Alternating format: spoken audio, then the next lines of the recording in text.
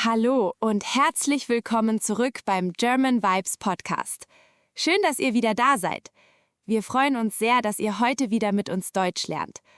Vielleicht hört ihr uns gerade zu Hause. Vielleicht sitzt ihr gerade im Bus, im Zug oder im Auto. Vielleicht seid ihr gerade auf dem Weg zur Arbeit oder zur Schule. Oder ihr sitzt einfach gemütlich zu Hause und habt ein bisschen Zeit zum Deutschlernen. Egal, wo ihr gerade seid, wir freuen uns, dass ihr dabei seid. Ganz genau. Und heute haben wir wieder ein sehr wichtiges Thema für euch. Es ist ein Thema, über das man im Alltag sehr oft spricht. Es ist auch ein Thema, das besonders wichtig ist, wenn ihr Deutsch für eine Prüfung lernt. Und unser Thema heute ist Familie. Genau.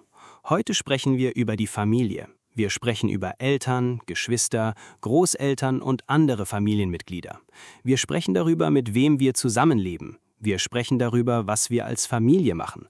Und natürlich erzählen wir auch ein bisschen über unsere eigenen Familien. Bevor wir anfangen, haben wir wie immer eine kleine Bitte.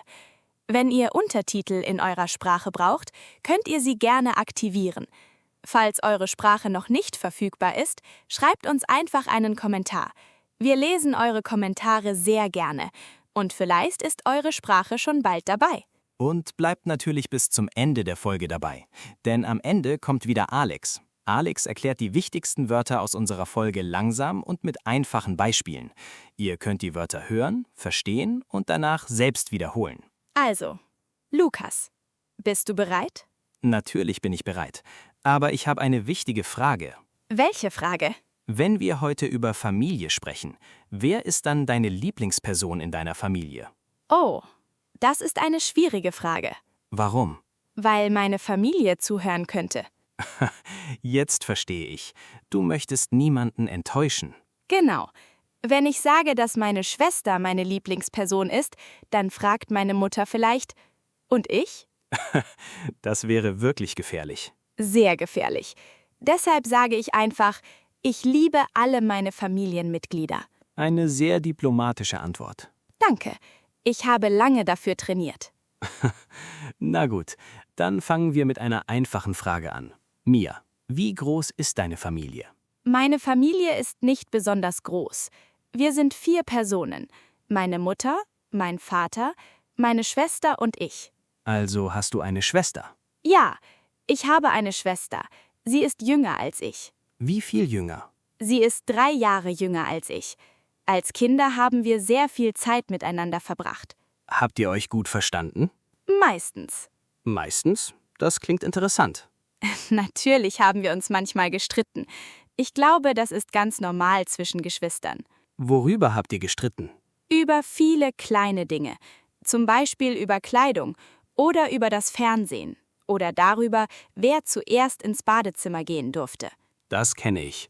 Mein Bruder und ich haben uns auch oft wegen Kleinigkeiten gestritten. Wirklich? Ja, wir hatten zum Beispiel nur einen Fernseher im Wohnzimmer. Und natürlich wollten wir nicht immer dasselbe sehen. Was wolltest du sehen? Ich wollte Fußball sehen. Mein Bruder wollte einen Film sehen. Und wer hat gewonnen? Mein Vater. Wie bitte? Ja, mein Vater hat den Fernseher ausgeschaltet und gesagt, ihr könnt auch ein Buch lesen. Das ist typisch für Eltern. Ja, damals fanden wir das natürlich nicht lustig. Wir dachten, warum dürfen wir nicht Fernsehen? Heute verstehe ich meinen Vater besser. Ich glaube, viele Eltern sagen ähnliche Dinge. Meine Mutter hat auch oft gesagt, ihr habt schon genug ferngesehen. Und wir haben natürlich gesagt, nein, überhaupt nicht. Obwohl man wahrscheinlich schon 2 Stunden vor dem Fernseher saß. Vielleicht sogar 3. Das ist eine wichtige Erinnerung.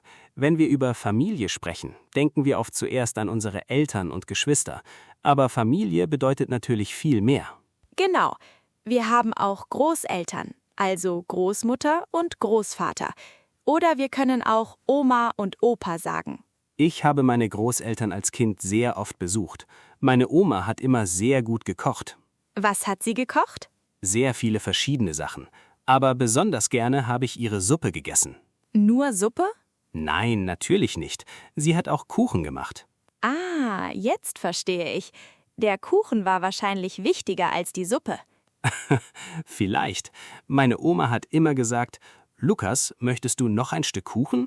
Und ich habe immer gesagt, nein, danke. Wirklich? Natürlich nicht. Ich habe gesagt, ja, gerne. Sehr ehrlich. Bei meiner Oma konnte ich einfach nicht Nein sagen. Sie hat immer so viel Essen vorbereitet. Das kenne ich auch. Meine Großmutter fragt auch immer, möchtest du noch etwas essen? Und wenn man sagt, nein, danke, ich bin satt, dann sagt sie, du hast aber fast nichts gegessen. Obwohl der Teller leer ist. Genau, der Teller ist komplett leer, aber für Oma hat man trotzdem fast nichts gegessen. Das ist wahrscheinlich eine internationale Oma-Regel. Vielleicht, aber ich finde diese Erinnerungen sehr schön. Wenn ich an meine Kindheit denke, denke ich oft an meine Familie. Ich denke an die Wochenenden, ich denke an gemeinsame Mahlzeiten, ich denke an Geburtstage und ich denke an die Ferien. Wie waren deine Ferien als Kind? Wir sind oft zu unseren Großeltern gefahren. Manchmal sind wir auch mit der ganzen Familie verreist. Ich habe diese Reisen sehr gemocht. Nicht nur wegen des Urlaubs. Ich mochte besonders die Zeit im Auto. Die Zeit im Auto? Warum? Weil meine Schwester und ich hinten gesessen haben. Wir haben Musik gehört, wir haben geredet, wir haben manchmal Spiele gespielt. Und natürlich haben wir unsere Eltern oft gefragt, wann sind wir endlich da? Dieser Satz gehört wahrscheinlich zu jeder Familienreise. Ja, wir waren vielleicht erst 30 Minuten unterwegs und wir haben schon gefragt, wie lange dauert es noch? Das kenne ich sehr gut. Mein Bruder hat sogar einmal nach 10 Minuten gefragt, sind wir schon angekommen? Nach 10 Minuten? Ja, mein Vater hat nur gelacht. Familienreisen sind manchmal wirklich lustig, aber manchmal können sie auch stressig sein. Oh ja, besonders wenn viele Menschen zusammen unterwegs sind. Jeder möchte etwas anderes. Eine Person möchte Musik hören, eine andere Person möchte schlafen, jemand möchte essen und jemand anderes möchte schon wieder eine Pause machen. Das stimmt. Aber genau solche Situationen machen später schöne Erinnerungen. Das glaube ich auch. Ich denke, Familie bedeutet nicht immer, dass alles perfekt sein muss. Eine Familie kann manchmal laut sein. Man kann sich manchmal ärgern. Man kann unterschiedlicher Meinung sein, aber man kann trotzdem zusammengehören. Das sehe ich genauso. Ich finde, dass eine gute Familie vor allem bedeutet, dass man miteinander sprechen kann. Wenn es ein Problem gibt, sollte man darüber sprechen. Wenn jemand Hilfe braucht, sollte man helfen. Und wenn jemand traurig ist, sollte man zuhören. Das ist sehr wichtig, denn manchmal braucht man keine Lösung. Manchmal möchte man einfach nur, dass jemand zuhört. Genau. Wenn ich einen schlechten Tag habe, möchte ich manchmal einfach mit meiner Familie sprechen. Ich möchte erzählen, was passiert ist. Und danach fühle ich mich oft schon besser. Das kenne ich auch. Familie kann einem Sicherheit geben. Man weiß, dass es Menschen gibt, die einen kennen. Menschen, die wissen, wie man ist. Und manchmal kennen sie einen sogar zu gut. Was meinst du damit? Meine Mutter weiß zum Beispiel sofort, wenn ich schlechte Laune habe. Ich kann sagen, mir geht es gut. Aber sie schaut mich an und sagt, nein, irgendetwas stimmt nicht. Eltern haben manchmal einen 6. Sinn. Ja, und dann kann man nichts mehr verstecken. Bei meinem Vater ist es genauso. Wenn ich sage, ich bin nicht müde, dann sagt er, du bist müde. Wenn ich sage, ich habe keinen Hunger, dann sagt er, du hast Hunger. Und meistens hat er recht? Leider ja. Das ist das Problem. Eltern kennen ihre Kinder sehr gut. Aber auch Geschwister kennen sich gut. Mein Bruder weiß genau, wann ich einen schlechten Tag habe. Und manchmal weiß er schon, was ich sagen möchte, bevor ich etwas sage. Das ist schön. Seid ihr heute noch sehr eng? Ja, wir wohnen nicht mehr zusammen, aber wir telefonieren regelmäßig. Und wir versuchen uns am Wochenende zu treffen, wenn wir Zeit haben. Was macht ihr dann zusammen? Manchmal gehen wir spazieren. Manchmal trinken wir einen Kaffee. Manchmal essen wir zusammen und manchmal sitzen wir einfach zu Hause und reden. Das klingt sehr gemütlich. Ja, ich finde, man muss nicht immer etwas Besonderes machen. Manchmal ist ein einfaches Gespräch mit der Familie genug. Das sehe ich auch so. Meine Schwester und ich schreiben uns fast jeden Tag Nachrichten. Wir fragen uns, wie war dein Tag? Was machst du heute? Hast du schon gegessen? Solche kleinen Nachrichten sind für mich wichtig. Das zeigt, dass ihr aneinander denkt. Genau. Und wenn wir uns treffen, reden wir natürlich noch mehr. Wie lange könnt ihr reden? Sehr lange. 1 Stunde? Mindestens. 2 Stunden? Auch möglich. 3 Stunden? Wenn wir genug Kaffee haben. Da ist er wieder, der Kaffee. Du hast es geschafft. Wir haben über Familie gesprochen und trotzdem ist Kaffee wieder da. Ich habe doch gesagt, dass ich es nicht machen wollte, aber es passiert einfach. Natürlich. Ich glaube, Kaffee ist inzwischen ein Familienmitglied in deinem Leben. Vielleicht. Dann ist Kaffee heute mein kleiner Bruder. Nein, das arme Kind. Warum? Weil du deinen Kaffee wahrscheinlich öfter siehst als deine echte Familie. Das ist gemein. Aber vielleicht ein bisschen wahr. Na gut, vielleicht ein bisschen. Aber zurück zur Familie. Ich möchte über etwas anderes sprechen. Worüber? Über die Aufgaben zu Hause. Wer macht was in deiner Familie? Das ist eine gute Frage. Als Kind musste ich mein Zimmer aufräumen. Ich musste manchmal den Tisch decken. Ich musste meine Sachen in den Schrank legen. Und manchmal musste ich auch beim Einkaufen helfen. Hast du gern? Lukas, wir haben schon viel über unsere Familien gesprochen. Jetzt möchte ich genauer über die verschiedenen Familienmitglieder sprechen. Sehr gerne. Fangen wir mit den Eltern an, also mit der Mutter und dem Vater. Genau. Meine Mutter ist eine sehr ruhige Person. Sie hört gerne zu und hilft anderen Menschen sehr gerne. Mein Vater ist dagegen etwas lustiger. Er macht viele Witze und bringt uns oft zum Lachen. Das ist schön. Bei mir ist es ähnlich. Meine Mutter ist sehr organisiert. Sie plant gerne alles im Voraus. Mein Vater ist entspannter. Er sagt oft, keine Sorge, das klappt schon. Das klingt nach einem typischen Vater. Ja, und dann gibt es natürlich die Geschwister. Ich habe einen Bruder. Wir sind nicht immer einer Meinung, aber wir verstehen uns gut. Ich habe eine jüngere Schwester. Sie ist sehr freundlich und manchmal auch sehr lustig. Wenn wir zusammen sind, reden wir über viele Dinge. Wir erzählen uns Geschichten aus unserem Alltag. Hast du deiner Schwester als Kind oft geholfen?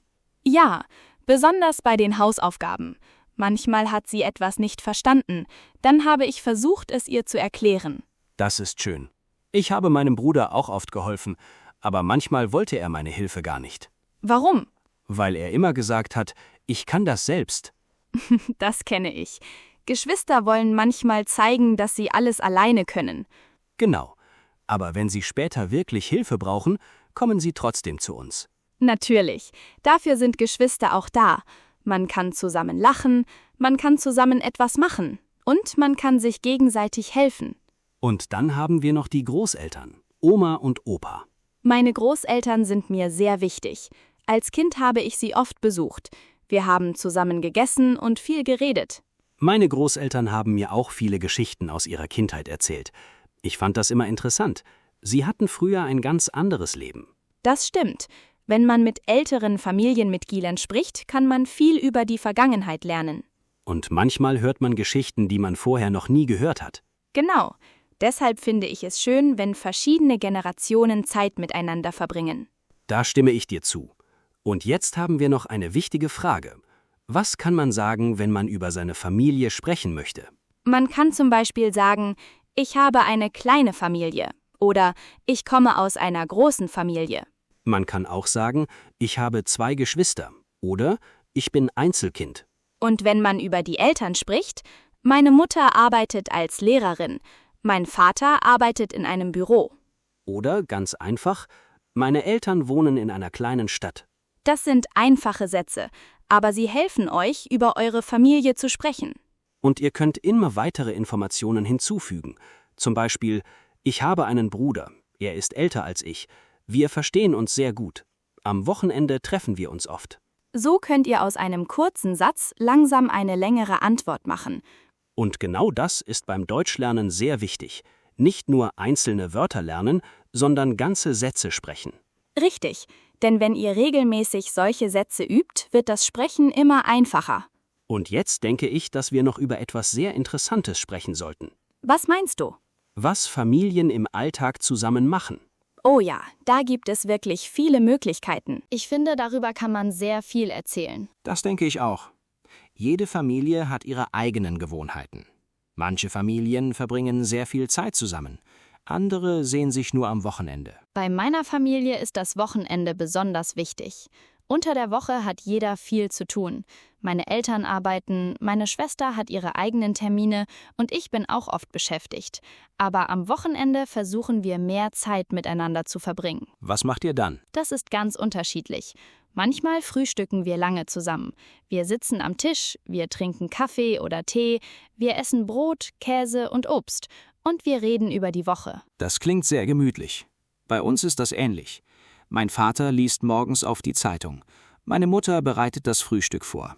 Mein Bruder kommt meistens als Letzter, Warum? weil er gerne länger schläft.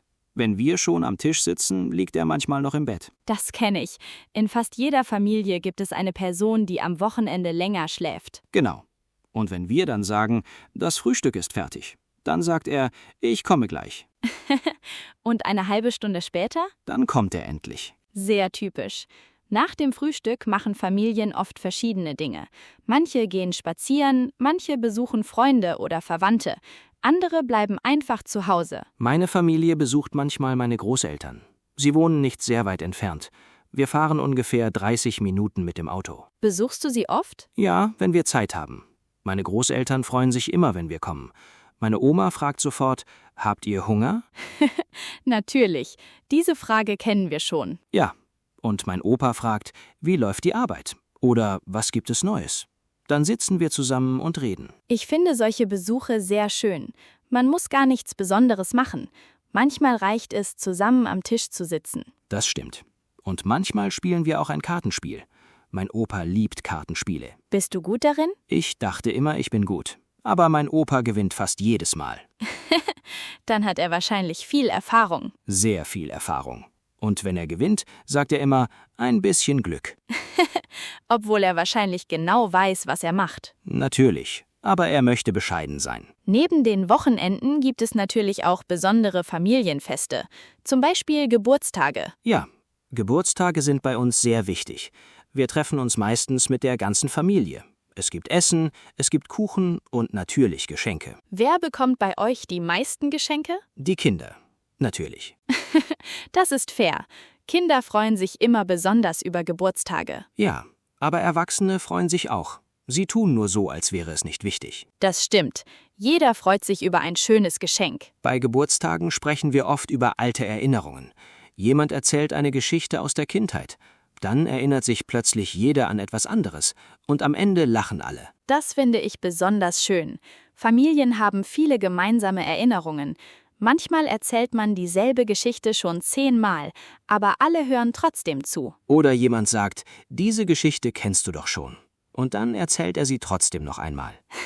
Genau, und meistens lachen wieder. Neben Geburtstagen gibt es natürlich auch Feiertage. Viele Familien treffen sich an Feiertagen. Sie essen zusammen, sie besuchen Verwandte und sie verbringen den Tag miteinander. Bei uns hilft jeder ein bisschen. Eine Person kocht, jemand deckt den Tisch, jemand bringt Getränke. Und später räumen alle gemeinsam auf. Das ist praktisch. Dann hat niemand die ganze Arbeit. Genau. Und während man zusammenarbeitet, redet man natürlich weiter. Ich glaube, das ist ein wichtiger Punkt. Familienzeit besteht nicht nur aus großen Ausflügen.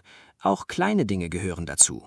Zusammen kochen, zusammen aufräumen, zusammen einkaufen oder einfach gemeinsam einen Film schauen. Das sehe ich genauso. Manchmal machen wir einen Filmabend. Jeder darf einen Film vorschlagen. Und wie entscheidet ihr? Das ist meistens das schwierigste Problem. Warum? Weil jeder etwas anderes möchte. Meine Schwester möchte eine Komödie, mein Vater möchte einen Actionfilm, meine Mutter möchte einen ruhigen Film. Und ich möchte einfach etwas, das allen gefällt. Dann braucht ihr wahrscheinlich länger, um einen Film zu wählen, als der Film selbst dauert. Manchmal stimmt das wirklich.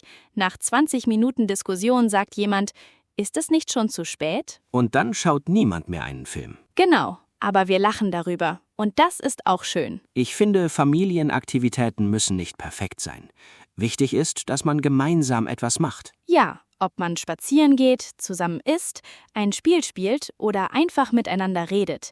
Diese gemeinsamen Momente bleiben oft lange in Erinnerung. Und wenn man später an seine Familie denkt, erinnert man sich meistens genau an diese kleinen Momente. Das stimmt. Nicht immer an die großen Ereignisse, sondern an das gemeinsame Frühstück, an den Spaziergang, an das Lachen oder an einen ganz normalen Sonntag. Und ich glaube, genau diese kleinen Momente machen eine Familie besonders. Ja, und manchmal entstehen aus ganz normalen Tagen die schönsten Erinnerungen. Apropos Erinnerungen. Ich habe da noch eine lustige Geschichte über meine Familie. Oh, jetzt bin ich gespannt. Jetzt bin ich wirklich neugierig. Was ist passiert? Also gut, die Geschichte ist schon einige Jahre alt. Ich war noch ein Kind und mein Bruder war auch noch klein. Wir hatten beide ein Zimmer. Und eines Tages wollten wir unbedingt dasselbe Spielzeug. Natürlich. Das passiert oft zwischen Geschwistern. Ja, das Problem war nur, dass wir beide das Spielzeug gleichzeitig haben wollten. Mein Bruder sagte, das gehört mir. Und ich sagte, nein, ich hatte es zuerst. Und dann? Dann haben wir angefangen zu diskutieren. Wir haben immer wieder gesagt, ich hatte es zuerst. Nein, ich. Und wer hat gewonnen? Niemand. Meine Mutter hat das Spielzeug genommen und gesagt, dann spielt heute keiner damit. Das ist eine typische Lösung von Eltern. Ja, in diesem Moment waren wir natürlich nicht glücklich, aber später haben wir darüber gelacht. Ich glaube, kleine Streitereien gehören zu vielen Familien. Man kann nicht immer einer Meinung sein. Genau, manchmal streiten sich Geschwister, manchmal haben Eltern und Kinder unterschiedliche Meinungen und manchmal gibt es auch zwischen Erwachsenen kleine Probleme. Das Wichtigste ist, dass man danach miteinander spricht. Wenn man ein Problem hat, sollte man nicht immer schweigen. Man kann ruhig sagen, was man denkt. Und man sollte auch zuhören, denn wenn nur eine Person spricht, kann man das Problem nicht richtig lösen. Genau. Man kann zum Beispiel sagen, ich bin gerade nicht glücklich, weil, oder ich finde das, oder können wir darüber sprechen? Das sind sehr nützliche Sätze und sie sind auch einfach. Ja, man muss nicht kompliziert sprechen. Wichtig ist, dass man ruhig bleibt. Das ist manchmal aber gar nicht so einfach. Das stimmt, besonders wenn man sehr wütend ist. Dann möchte man manchmal sofort antworten, aber vielleicht ist es besser, zuerst kurz ruhig zu werden. Genau, man kann ein bisschen warten, dann kann man besser darüber sprechen. Ich finde auch, dass Respekt in einer Familie sehr wichtig ist. Man muss nicht immer die gleiche Meinung haben, aber man sollte die Meinung der anderen respektieren. Das finde ich auch. Zum Beispiel kann meine Schwester etwas anders sehen als ich. Das ist kein Problem. Wir können unterschiedlicher Meinung sein und trotzdem gut miteinander sprechen. Genau. Und manchmal kann man sogar etwas von der anderen Person lernen. Das stimmt. Familie bedeutet auch, dass man sich gegenseitig hilft. Wenn jemand krank ist, kann man helfen. Wenn jemand viel Arbeit hat, kann man eine Aufgabe übernehmen. Wenn jemand traurig ist, kann man zuhören. Oder wenn jemand Probleme mit den Hausaufgaben hat. Ja, das ist auch wichtig. Mein Bruder hat mich früher oft bei seinen Hausaufgaben gefragt. Manchmal wusste ich die Antwort. Manchmal wusste ich sie aber auch nicht. Was hast du dann gesagt? Ich habe gesagt, wir machen das zusammen. Das ist eine gute Antwort. Ja, und dann haben wir gemeinsam versucht, die Aufgabe zu verstehen. Das ist genau der Punkt. Man muss nicht immer alles alleine können. Es ist völlig normal, andere Menschen um Hilfe zu bitten. Und in einer Familie sollte man sich gegenseitig unterstützen. Ja, aber Unterstützung bedeutet nicht nur Hilfe bei Problemen. Man kann sich auch bei schönen Dingen unterstützen. Zum Beispiel bei einem neuen Job, bei einem wichtigen Termin, bei einer Prüfung oder bei einem neuen Ziel. Wenn jemand in der Familie etwas Neues beginnt, kann man sagen, ich glaube an dich oder du schaffst das. Diese kleinen Sätze können sehr viel bedeuten. Absolut. Und manchmal braucht man nur ein paar nette Worte. Ich finde auch, dass man in einer Familie Dankbarkeit zeigen sollte. Man kann einfach sagen, danke für deine Hilfe oder danke, dass du für mich da bist. Das klingt einfach, aber viele Menschen sagen es nicht oft genug. Das stimmt. Man denkt vielleicht, die Person weiß das schon, aber es ist trotzdem schön, es zu sagen. Genau. Und auch kleine Dinge können zeigen, dass man jemanden schätzt. Zum Beispiel helfen, zusammen essen, nachfragen, wie es jemandem geht oder einfach Zeit miteinander verbringen. Familie bedeutet also nicht, dass alle perfekt sind. Es bedeutet auch nicht, dass man nie streitet. Sondern, dass man versucht, miteinander klarzukommen, dass man miteinander spricht, dass man zuhört und dass man sich gegenseitig respektiert. Das finde ich sehr wichtig, denn jeder Mensch ist anders, auch in einer Familie. Eine Person vielleicht ruhig, eine andere ist sehr laut. Eine Person steht früh auf, eine andere schläft gerne lange. Da kennen wir jemanden. Ich weiß genau, wen du meinst. Ich sage keinen Namen. Sehr freundlich. Aber genau diese Unterschiede machen eine Familie interessant. Ja, und man lernt mit der Zeit, die anderen Menschen besser zu verstehen. Und jetzt möchte ich noch über etwas sprechen, das in vielen Familien wichtig ist: gemeinsame Zeit. Ja, denn wenn man wenig Zeit miteinander verbringt, kann man sich manchmal voneinander entfernen. Deshalb ist es schön, regelmäßig miteinander zu sprechen, auch wenn es nur 10 Minuten sind. Man kann fragen, wie war dein Tag? Was hast du heute gemacht? Wie geht es dir? Und man sollte wirklich zuhören, nicht nur fragen und dann sofort wieder auf das Handy schauen. Das ist heute wahrscheinlich besonders wichtig. Ja, manchmal sitzen 4 Personen an einem Tisch und alle 4 schauen auf ihr Handy. Dann braucht man eigentlich gar nicht zusammen zu essen. Genau. Deshalb finde ich es schön, wenn man beim Essen das Handy ein bisschen zur Seite legt. Dann kann man wirklich miteinander sprechen. Das mache ich inzwischen auch gerne. Wenn ich mit meiner Familie esse, versuche ich mein Handy nicht ständig zu benutzen. Das ist eine gute Gewohnheit. Und manchmal entstehen dabei die besten Gespräche. Das stimmt. Man beginnt mit einer kleinen Frage, dann erzählt jemand eine Geschichte, dann erinnert sich jemand an etwas aus der Vergangenheit und plötzlich spricht die ganze Familie miteinander. Und manchmal lachen alle. Genau, Ich glaube, solche Gespräche sind sehr wertvoll. ich auch. Denn am Ende sind es oft nicht die großen Dinge, die wichtig sind. Es sind die kleinen Momente. Ein Gespräch, ein gemeinsames Essen, ein Spaziergang, ein Lachen oder einfach die Frage: Wie geht es dir? Lukas, jetzt sprechen wir über etwas sehr Wichtiges. Den Familienstammbaum. Genau. Ein Familienstammbaum zeigt, wie die Personen in einer Familie miteinander verbunden sind. Ganz oben können zum Beispiel die Großeltern stehen. Die Großmutter ist die Mutter von einem Elternteil. Der Großvater ist der Vater von einem Elternteil. Dann kommen die Eltern, also die Mutter und der Vater. Und darunter kommen die Kinder, zum Beispiel der Sohn und die Tochter. Wenn ein Mann einen Bruder hat, ist dieser Mann der Onkel der Kinder. Die Schwester der Mutter oder des Vaters ist die Tante. Und die Kinder von einem Onkel oder einer Tante sind die Cousins und Cousinen. Ein männlicher Verwandter ist ein Cousin. Eine weibliche Verwandte ist eine Cousine. Und jetzt kommen einige Wörter, die etwas schwieriger sind. Wenn dein Vater wieder heiratet, kann seine neue Frau deine Stiefmutter sein. Und wenn deine Mutter wieder heiratet, kann ihr neuer Mann dein Stiefvater sein.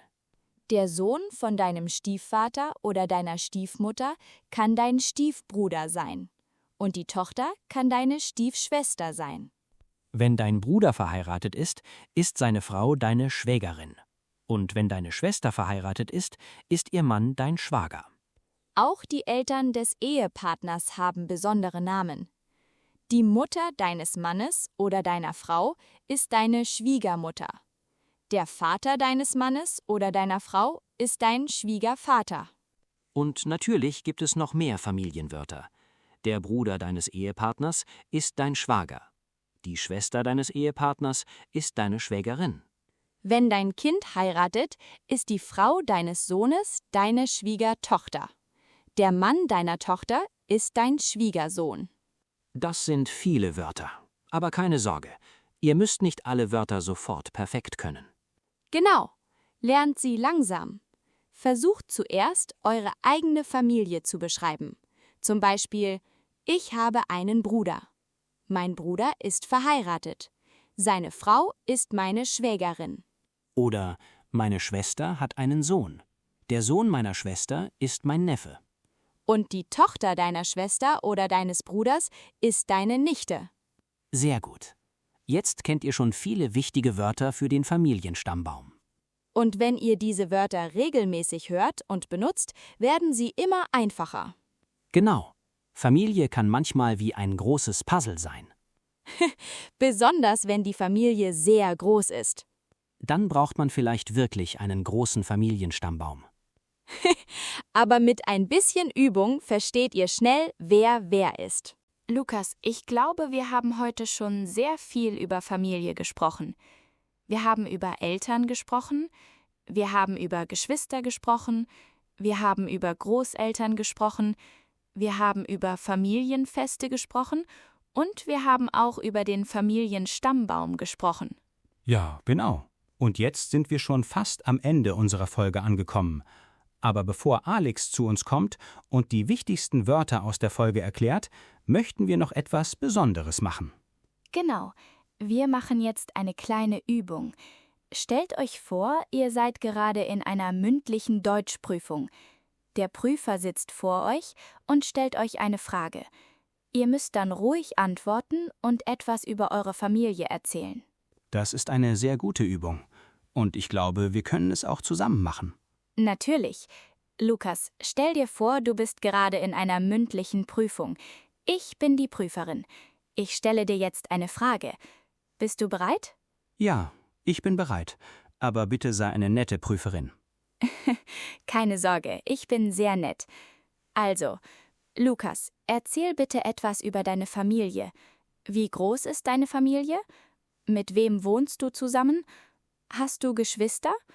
Und wer ist dir in deiner Familie besonders wichtig? Also, ich komme aus einer kleinen Familie. In meiner Familie gibt es meine Eltern, meinen Bruder und mich.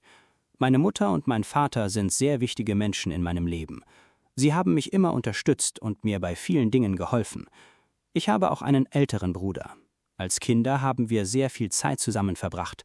Natürlich haben wir manchmal gestritten, aber wir haben uns immer wieder vertragen. Heute verstehen wir uns sehr gut. Wir wohnen nicht mehr zusammen, aber wir telefonieren regelmäßig und versuchen, uns am Wochenende zu treffen. Meine Großeltern sind auch ein wichtiger Teil meiner Familie. Als Kind habe ich sie oft besucht und habe viele schöne Erinnerungen an diese Zeit. In meiner Familie verbringen wir gerne Zeit zusammen. Wir essen gemeinsam, wir sprechen über unseren Alltag und manchmal gehen wir spazieren oder besuchen Verwandte. Besonders wichtig ist mir, dass wir uns gegenseitig helfen. Wenn jemand ein Problem hat, kann er mit den anderen darüber sprechen. Für mich bedeutet Familie Liebe, Vertrauen und Unterstützung. Ich bin sehr dankbar für meine Familie, weil ich weiß, dass ich immer Menschen habe, die für mich da sind. Sehr gut, Lukas. Das war eine schöne und ausführliche Antwort. Du hast viele Informationen gegeben. Du hast über deine Eltern gesprochen, du hast deinen Bruder erwähnt, du hast über deine Großeltern gesprochen und du hast auch erklärt, warum deine Familie für dich wichtig ist. Danke. Ich hoffe, dass ich die Prüfung bestanden habe. Ja, ich glaube, du hast bestanden. Aber jetzt bist du nicht mehr der Prüfling, jetzt bist du der Prüfer. Oh, das gefällt mir. Dann bin ich jetzt dran. Genau, jetzt stellst du mir eine Frage. Okay. Mia, stell dir vor, du bist in einer mündlichen Deutschprüfung. Ich stelle dir jetzt eine Frage. Erzähl bitte etwas über deine Familie. Wie groß ist deine Familie? Welche Familienmitglieder sind dir besonders wichtig? Was macht ihr zusammen? Und warum ist Familie für dich wichtig?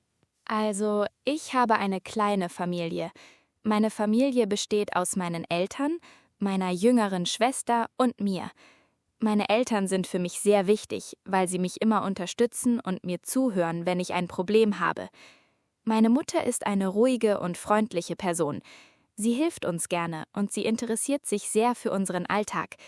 Mein Vater ist sehr humorvoll, er macht gerne Witze und wir lachen oft zusammen. Ich habe auch eine jüngere Schwester. Als Kinder haben wir sehr viel miteinander gespielt. Natürlich haben wir uns manchmal gestritten, aber wir haben uns immer gut verstanden.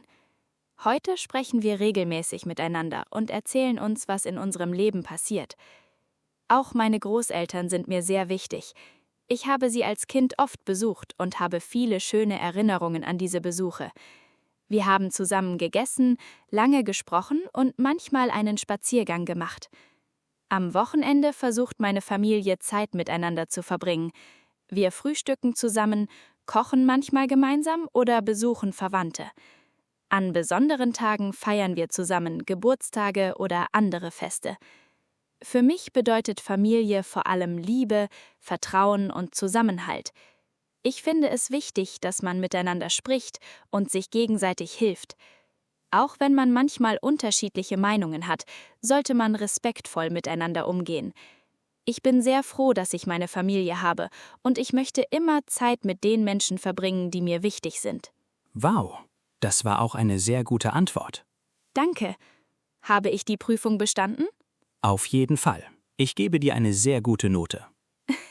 Danke, Herr Prüfer. Sehr gerne. Und ich glaube, diese Übung ist auch für unsere Zuhörer sehr hilfreich. Ja, jetzt könnt ihr selbst versuchen, über eure Familie zu sprechen. Ihr könnt zuerst ganz einfache Sätze benutzen. Zum Beispiel: Ich habe eine kleine Familie. Ich habe einen Bruder. Meine Schwester ist jünger als ich. Meine Eltern wohnen in... Am Wochenende besuche ich meine Großeltern. Meine Familie ist mir sehr wichtig. Und wenn ihr schon ein bisschen mehr Deutsch könnt, könnt ihr eure Antwort länger machen. Ihr könnt erzählen, wie eure Familie ist. Ihr könnt sagen, mit wem ihr zusammenlebt. Ihr könnt über eure Geschwister sprechen. Ihr könnt erzählen, was ihr zusammen macht. Und ihr könnt erklären, warum bestimmte Personen für euch besonders wichtig sind. Versucht nicht, jede Antwort auswendig zu lernen. Denkt lieber an eure eigene Familie. Dann habt ihr viel mehr zu erzählen. Und wenn ihr einen Fehler macht, ist das kein Problem. Sprecht einfach weiter. Das Wichtigste ist, dass ihr euch traut zu sprechen. Genau. Und jetzt sind wir wirklich fast am Ende unserer Folge. Aber natürlich fehlt noch jemand. Genau, unser Alex. Genau. Alex wird jetzt die wichtigsten Wörter aus unserer heutigen Folge erklären. Er erklärt sie langsam, er gibt euch Beispiele und ihr könnt die Wörter danach wiederholen. Also, Alex, wir sind bereit. Die Bühne gehört dir. Hallo Mia, hallo Lukas und natürlich hallo zusammen. Schön, dass ihr noch da seid. Ich hoffe, ihr habt heute viel Deutsch gelernt. Und natürlich habe ich euch nicht vergessen. Ich habe euch auch heute wieder etwas mitgebracht. Wir schauen uns jetzt einige wichtige Wörter aus unserer heutigen Folge über Familie an. Keine Sorge, wir machen es wieder ganz langsam. Ich erkläre jedes Wort, dann gebe ich euch ein einfaches Beispiel. Und danach wiederholen wir das Wort zusammen. Wenn ihr könnt, sprecht laut mit mir. So könnt ihr die Wörter besser lernen und euch auch besser an die Aussprache gewöhnen. Also, seid ihr bereit? Dann fangen wir an. Die Familie. Familie bedeutet, dass Menschen miteinander verwandt sind oder zusammengehören. Zum Beispiel: Meine Familie ist mir sehr wichtig, weil wir uns gegenseitig helfen. Familie. Noch einmal. Familie. Sehr gut. Die Eltern. Eltern bedeutet Mutter und Vater. Zum Beispiel: Meine Eltern wohnen in einer kleinen Stadt und besuchen mich oft. Eltern. Noch einmal. Eltern. Sehr gut. Das Geschwister. Ein Geschwister ist ein Bruder oder eine Schwester. Zum Beispiel: Ich habe 2 Geschwister, einen Bruder und eine Schwester. Geschwister. Noch einmal. Geschwister. Sehr gut. Der Neffe. Der Neffe ist der Sohn von deinem Bruder oder von deiner Schwester. Zum Beispiel: Mein Neffe ist noch klein und spielt sehr gerne mit seinen Sachen. Neffe. Noch einmal. Neffe. Sehr gut. Die Nichte. Die Nichte ist die Tochter von deinem Bruder oder von deiner Schwester. Zum Beispiel: Meine Nichte geht schon zur Schule und erzählt mir gerne von ihrem Tag. Nichte. Noch einmal. Nichte. Sehr gut. Die Schwiegermutter. Die Schwiegermutter ist die Mutter von deinem Ehemann oder deiner Ehefrau. Zum Beispiel: Meine Schwiegermutter kommt am Sonntag zum Essen zu uns. Schwiegermutter. Noch einmal. Schwiegermutter. Sehr gut. Danke, Alex. Das war wirklich sehr hilfreich. Ich glaube, unsere Zuhörer haben heute viele neue Wörter gelernt. Ja, vielen Dank, Alex. Und vielen Dank auch an euch, dass ihr heute wieder dabei wart. Wir hoffen, dass ihr viel Deutsch gelernt habt und dass ihr jetzt ein bisschen sicherer über eure Familie sprechen könnt. Denkt daran, sprecht so viel wie möglich Deutsch. Wiederholt die neuen Wörter und habt keine Angst vor Fehlern. Fehler gehören zum Lernen dazu. Wenn euch diese Folge gefallen hat, könnt ihr uns gerne unterstützen. Gebt der Folge ein Like und abonniert den German Vibes Podcast, damit ihr keine neue Folge verpasst. Und schreibt uns gerne in die Kommentare. Wie groß ist eure Familie? Habt ihr Geschwister? Und mit wem verbringt ihr am liebsten Zeit? Wir freuen uns sehr, eure Antworten zu lesen. Also, Vielen Dank, dass ihr heute bei uns wart. Danke fürs Zuhören und fürs Deutschlernen mit uns. Wir wünschen euch einen schönen Tag oder einen schönen Abend. Passt gut auf euch auf. Bis bald. Bis bald.